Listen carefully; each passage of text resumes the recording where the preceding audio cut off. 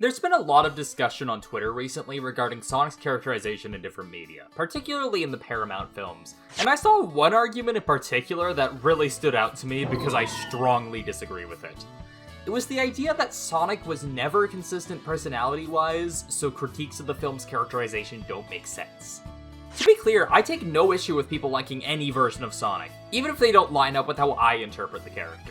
If your favorite Sonic is a bit immature and quippy, or maybe has a bit of an ego, or he's a bit more hyperactive than usual, that's totally cool. But to say Sonic was never a consistent character, and that people are wrong for wanting him to be one, rubs me the wrong way. Sonic has definitely been inconsistent in recent years, but that wasn't always the case. I'd argue that up until Black Knight, Sonic stuck to a pretty consistent set of character traits established as early as the Japanese manuals. He definitely evolved come the adventure era. I'm not saying Sonic remained totally static, but it was a natural evolution that obviously took early examples of his characterization into account, and not a sudden changing character. That's evolution, not inconsistency. Also, yes, I'm aware the Deke cartoons and early Archie comics are pretty fucking different from the Sonic we typically know, but that was a product of people making those shows and comics lacking material to go off of. Sonic is shown fucking swimming in early Archie. Sega was not providing these writers with much in terms of information about the character. That stuff shouldn't be a problem nowadays, so to be clear, when I say Sonic was a consistent character from conception to Black Knight, I'm largely talking about the games and later external media like Sonic X. I know leaving out examples where he's different from usual seems antithetical to my point, but would you say Mario is an inconsistent character because of the 1993 Mario movie? I acknowledge there are some exceptions, but I don't think it takes away from my point. The most fundamental thing that makes Sonic Sonic to me is that his actions should speak louder than his words. You don't always need to know what Sonic's thinking, and I think that's part of what makes him fucking cool. He's not a massive jokester, he's not constantly quipping, not that he never has something cocky to say, it just isn't constant, and when he does, he typically has an aura of cool confidence to him. Some people say he doesn't joke at all, and I don't know, that feels like a bit of an overcorrection to me. He does what he wants to do, and what he personally thinks is right, living by his own rules, not the rules of those around him. And of course, he cares about his friends and is an inspiration to many, but many interpretations forget that he can also be quite independent. He often goes off on his own to explore the world, take in the sights, he doesn't stop for anyone. And before you ask, yes, Japanese Sonic X is my favorite version of Sonic's character, how did you know? The early games left a lot to interpretation since they largely lacked dialogue, but reading through translations of the Japanese manuals of the classic titles for research for this video, I was actually shocked how much it lined up with how I view late 90s and 2000s Sonic. Sonic R's manual in particular stood out to me. Tails is trying to convince Sonic to participate in a racing tournament to decide the fastest racer in the world they're watching a commercial for, since Sonic would surely win without any issues. But Sonic doesn't share Tails' enthusiasm, not really interested in participating. But right as they're about to leave, Sonic's eyes become glued to the screen, and without a word of what he's thinking, he changes his mind, and as soon as he can say, "Let's participate, Tails!" he's already run off. The manual only tells you after that the reason he changed his mind is because he saw Eggman was participating. Not only is this the most Sonic thing I've heard in my goddamn life, I love how Sonic doesn't explain himself, he just acts, but it's actually shockingly similar to an episode of Sonic X, Speed Match, Sonic vs. Sam, where Sonic outright refuses to race Sam in spite of constant efforts up until Eggman intervenes. Granted, that was more so Eggman forcing him rather than Sonic becoming interested because Eggman was involved, but Sonic's characterization here struck me as strikingly similar. Even I didn't realize how much of Sonic's personality they had already figured out by then. For a lot of people, Sonic Adventure felt like a pretty big shift from what came before, but that's because the characterizations are evolutions of the Japanese manuals that Sega of America never really bothered translating, so to the average Sonic fan, they're largely forgotten. And from Sonic Adventure onwards until Black Knight, most Sonic media was written or at least overseen by Shiro Maekawa, with him even supervising some of the writing of Sonic X. So even if some games leaned into different aspects of Sonic's personality, the writing for this era was largely consistent with his style. Though it is worth noting that the English localizations of some of the early 3D Sonic games took some creative liberties. I like the official localizations, they're iconic, but they do tend to mess up or remove certain story beats, parallels, or sometimes just add character drama that wasn't there before. I'm not fully read up on the differences in every game, but I'd recommend checking out Windy's translations of the Japanese game scripts if you're interested in seeing what they were originally like. I'll link their channel in the description. A notable change for the sake of Sonic's characterization, though, is the fact that they made Sonic a little bit quippier in English. I honestly don't have much of an issue with this. It's not overdone in my opinion. But I think over time, this spiraled into general audiences and even official media thinking that Sonic is meant to be a really quippy character, which is shown in full effect in the Paramount films. I'm getting ahead of myself a bit, though.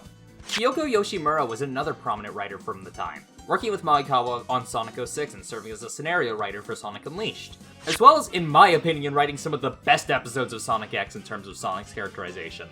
The first episode she was credited for was Cracking Knuckles, and that's a fucking banger, one of the best Season 1 episodes if you ask me. So that goes to show that her writing was quality stuff that deserves some more recognition. Whether you like 2000 Sonic or not, the character writing was pretty damn consistent, and we have those talented writers to thank. Then Sonic Colors happened. Before I talk about 2010 Sonic, I want to make it clear I don't blame Ken Pontac and Warren Graff for how Sonic was written in the 2010s. They totally could have done a better job at being faithful to past iterations of the character, but if that was what Sega wanted, they would have hired someone to write something faithful. They hired Pontac and Graff for so long because that's what Sega wanted. 2010 Sonic was the way that it was because of Sega. The landscape was very different at the time. People would make fun of Sonic games for their overly serious stories, saying these games didn't need stories at all.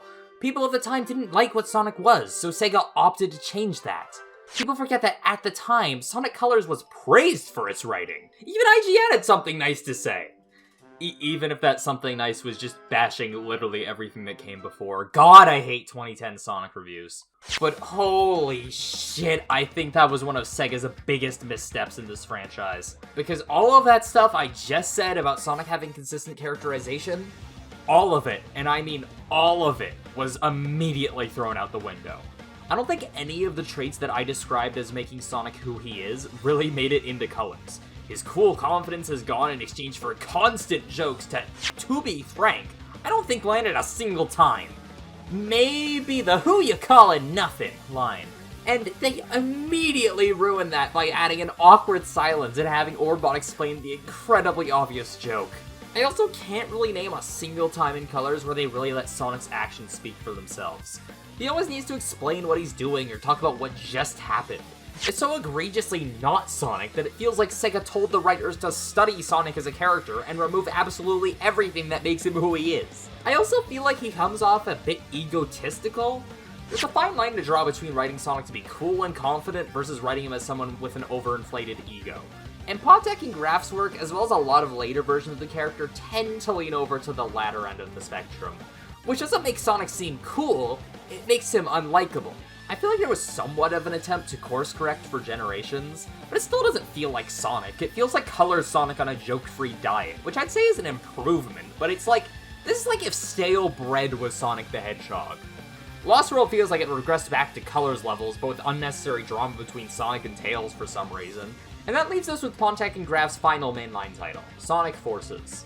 Now, I'm not gonna say Forces wrote Sonic well, because it didn't, but it was the closest Pontac and Graff ever got. There's a noticeable improvement here.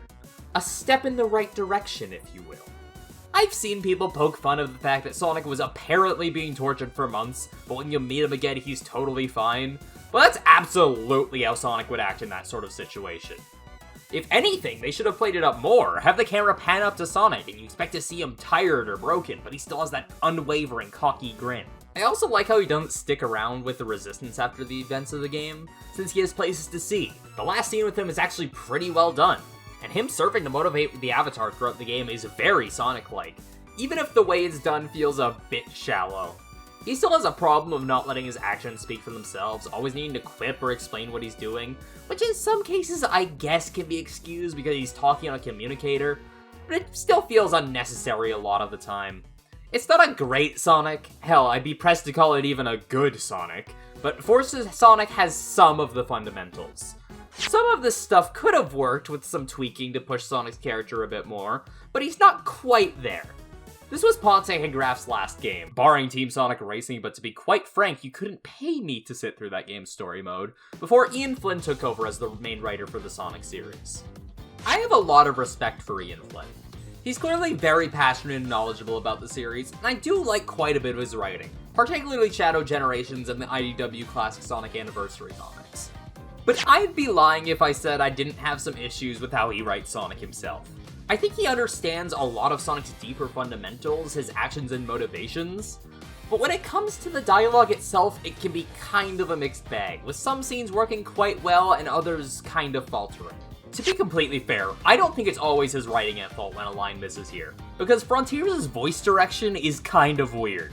For example, there's this one line on Kronos Island where Sage asks Sonic how he manages to escape cyberspace so freely, and Sonic says, "I don't know, I guess I'm just that awesome."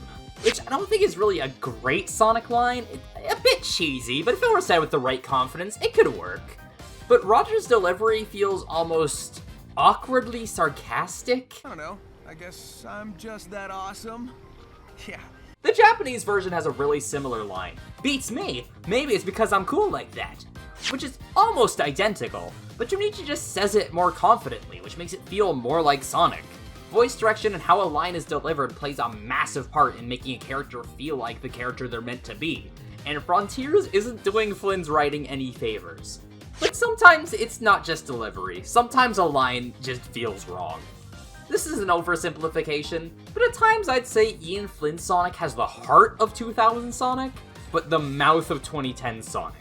Obviously not to the extent of 2010 Sonic's flaws, it's a much more refined and serious, but you can't tell me there aren't artifacts of Sonic's 2010's characterization here. And honestly, I think this is probably intentional.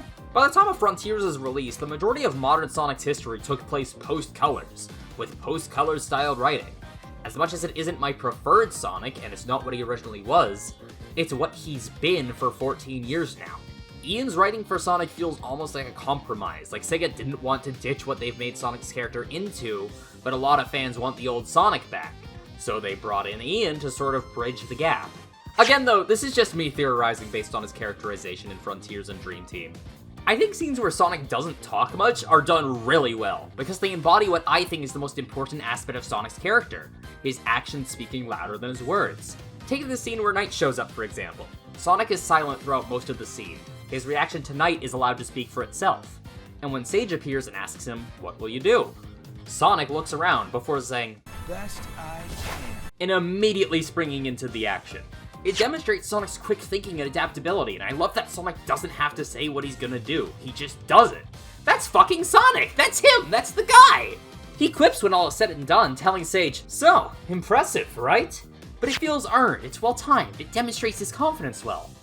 Once again, though, it falters because of the voice direction.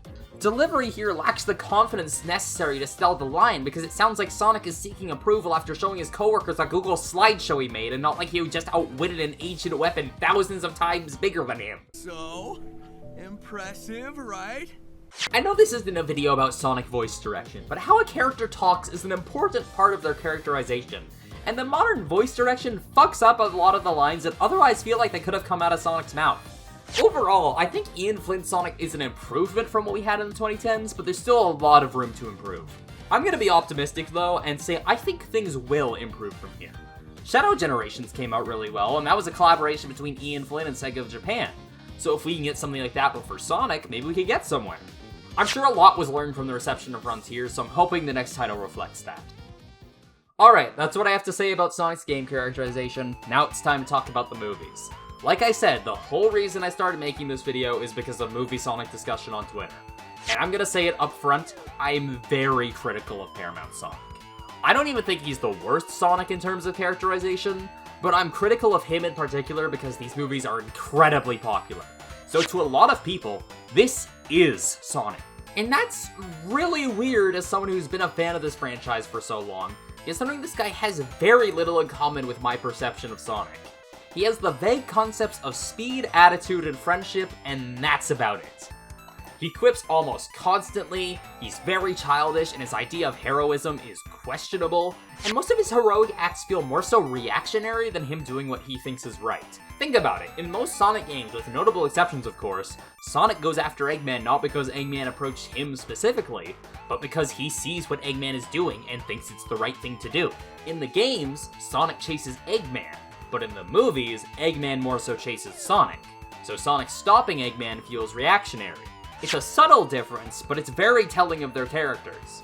Just a quick editor's note here, this video was written before Sonic Movie 3 came out, but without spoiling anything, I don't think Movie 3 really changes any of my opinions. I've seen some people saying he's closer to Game Sonic here, but I don't agree. Him being more serious than usual doesn't mean he's acting like Sonic. The problem with movie Sonic isn't just that he's not serious, so that's not enough to make him feel like Sonic. Don't get me wrong, he has some good moments. He bounced off of Tails and Knuckles pretty well. The introduction of Tails in particular made him feel a bit more Sonic-y since he gets to serve as a role model for Tails. And there's one really good scene that shows Sonic doing something out of the goodness of his heart. And it's when he saves the turtle from traffic in the first film. That's a really good scene. He didn't have any reason to do that other than it being the right thing to do. But they never really do anything like it again. There is the scene from the start of movie 2 where he stops a carjacking, but he does it so irresponsibly that it just doesn't work. It makes it feel like he's doing it to stroke his ego. Which movie Sonic has in spades, for the record. I know a lot of people will argue that, since the movies are in a different universe, they don't need to be exactly like the games, and they can do their own thing with Sonic's character. And to an extent, I agree. But a good adaptation still has to adapt the source material. So if you're gonna throw away all of Sonic's very fundamentals, you're failing to adapt his character into a new setting. Let's talk about the Sonic OVA for comparison. Obviously, OVA Sonic is quite a bit different from game Sonic. He's a bit more irritable and snappy, and the universe itself is fundamentally different too. But it's clearly working from the same base. He still has Sonic's style and confidence. This is still Sonic, it's just a different Sonic. You can do your own thing with a character and universe while still respecting what makes the character work in the first place. And as cruel as this sounds, I don't think Paramount Sonic was made with respect for the original character. And I know, that's a bold thing to say, but like, look at the original design for the guy. I know they fixed it, but you don't make something like that while caring about the source material. And it sucks because I feel like the other cast members got treated with a lot more respect, but Sonic himself just ain't right. And to be clear, I don't even dislike these films. Movie 1 and 2 are both like 6.5s out of 10 for me. And I think Sonic 3 looks pretty good. It'll probably be the best one. It's just, this guy isn't the Sonic I know. And it's weird seeing people say Sonic is just like this because he isn't. That's pretty much everything I wanted to say. I didn't talk about all the versions of Sonic. Notably, I didn't mention IDW, which tends to be divisive for some people. But that's not really my area of expertise, since I've only really read the first couple of issues and some of the specials and one-shots. Maybe I'll catch up sometime and make a video on my thoughts on the comic. So what's the conclusion here? I care too much about the writing of a blue hedgehog.